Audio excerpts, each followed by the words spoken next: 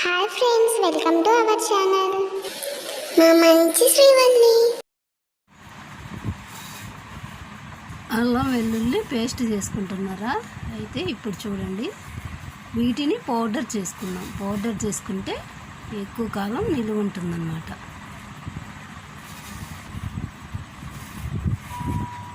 ఇప్పుడు వీటిని ముక్కలుగా కట్ చేసుకుందాం. ఈ కట్ చేసిన ముక్కల్ని ఎండలో పెట్టేసి బాగా ఎండేంత వరకు ఎండనిద్దాం.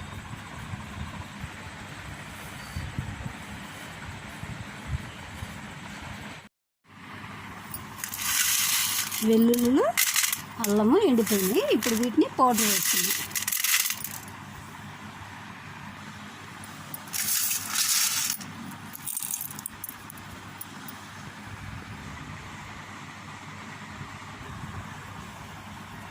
అల్లం వెల్లుల్లి పౌడర్ రెడీ అయింది.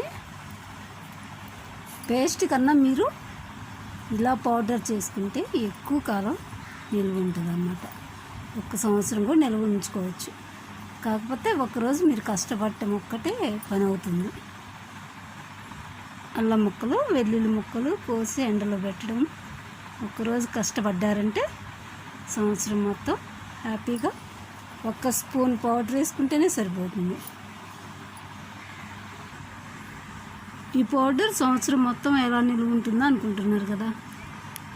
అలా లవంగాయలు వేసేసుకొని స్టోర్ చేసుకుంటే సంవత్సరం మొత్తం పురుగు పట్టకుండా నిల్వ ఉంటుంది.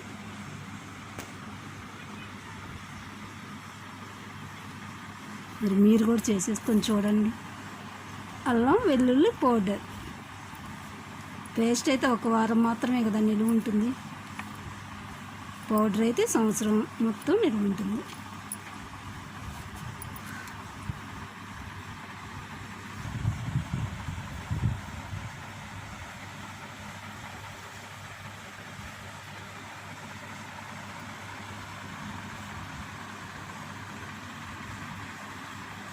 ఈ పౌడర్ అయితే ఫ్రిడ్జ్లో పెట్టుకునే అవసరం కూడా ఉండదు.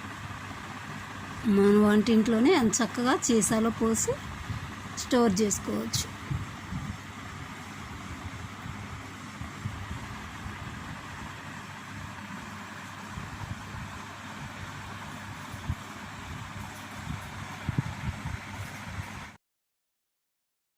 మా వీడియోస్ మీకు నచ్చినట్లయితే లైక్ చేయండి, షేర్ చేయండి, తప్పకుండా సబ్స్క్రైబ్ చేయండి. Thank you for watching.